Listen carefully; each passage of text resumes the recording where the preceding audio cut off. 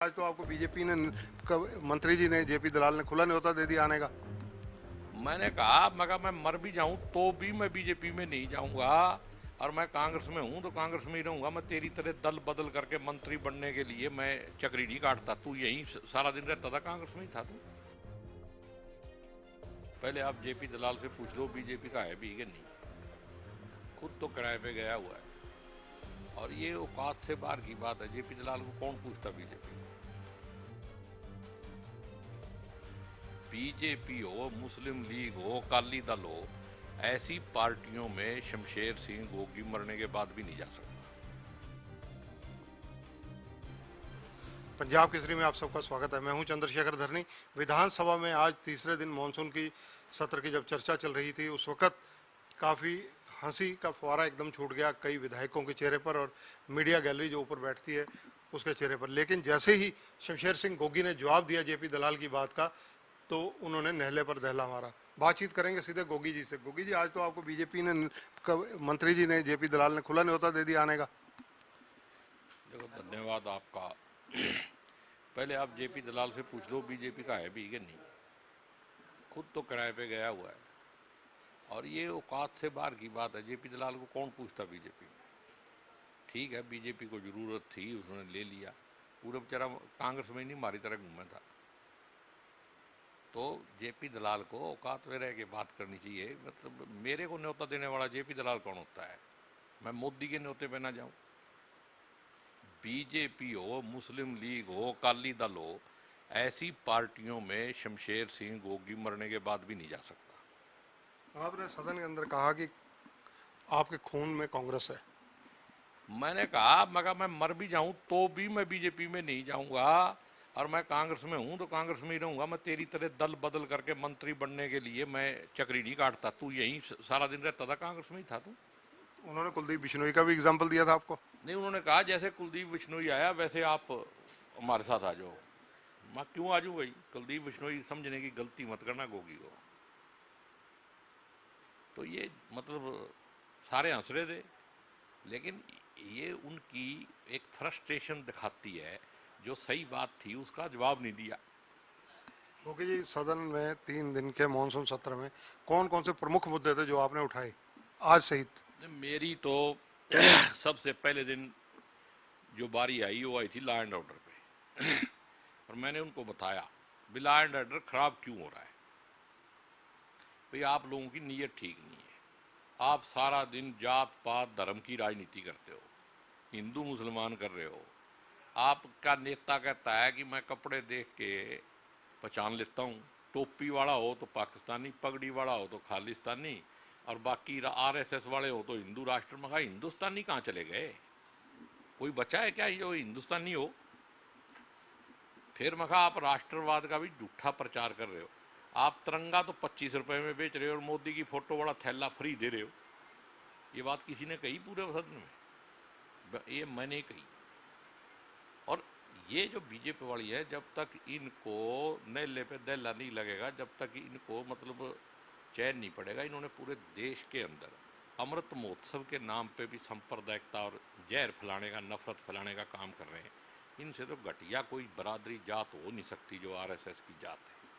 गोगी जी, आज आपने toll plaza की बात की, आज जिला बनाने की बात की। जिला बनाने की तो आप काफ़ी लंबे समय से कर रहे हैं। मैंने इसलिए की कि ये असंध का जो जिला हेडक्वार्टर है वो करनाल है। और असंध केयर करनाल के सेंटर के अंदर एक टोल प्लाजा लगा दिया। मैंने कहा भी या तो ये जजिया टैक्स हटा दो।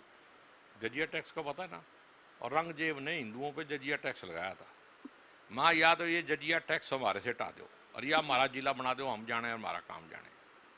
ये तरीका ठीक नहीं है।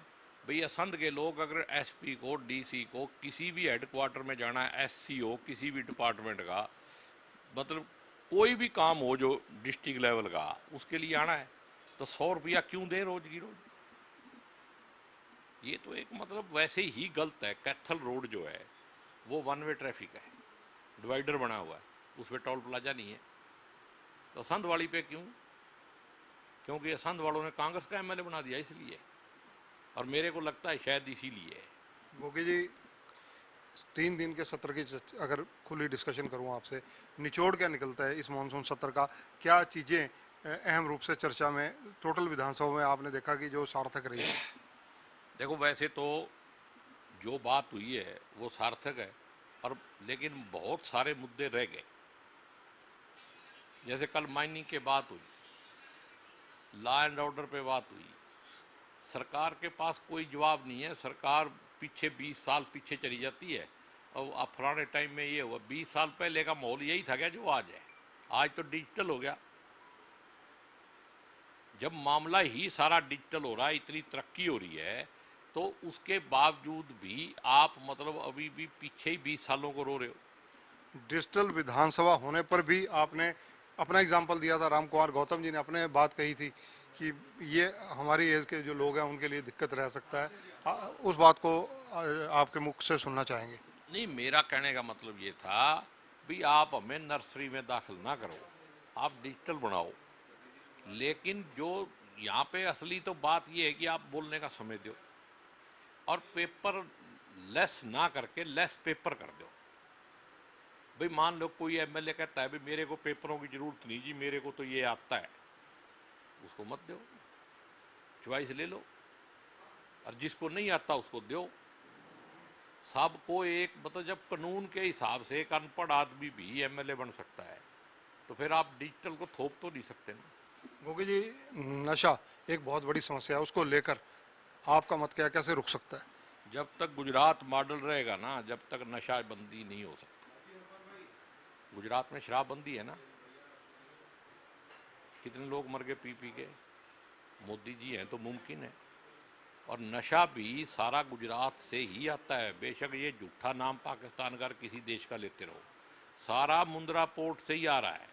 और अडानी जी रातों रात नशा बेच के ही वीर बन रहे हैं।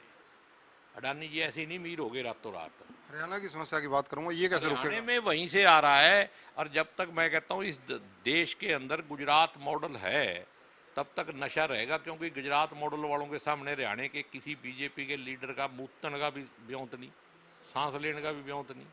कहाँ है इनका ब्योंत? ये तो पानी भरते हैं उनका। धन्यवाद। तो ये हैं शमशेर सिंह गोगी, असंध से विधायक हैं। इन्होंने 3 दिन के सत्र के बारे में अहम मुद्दे जो उठाए उन पर चर्चा की, और जेपी दलाल को जो जवाब इन्होंने सदन पटल पर दिया वो भी हमारे दर्शकों को इन्होंने ऑन कैमरा बताया। कैमरामैन संजय सिंह के साथ चंद्रशेखर धरनी, पंजाब केसरी टीवी, चंडीगढ़। हमसे जुड़े रहने के लिए हमारे YouTube चैनल को सब्सक्राइब करें और नई वीडियो की नोटिफिकेशन के लिए बेल आइकॉन को दबाएं। अगर आप ये वीडियो Facebook पर देख रहे हैं तो लाइक जरूर करें और ज्यादा से ज्यादा शेयर करें। धन्यवाद।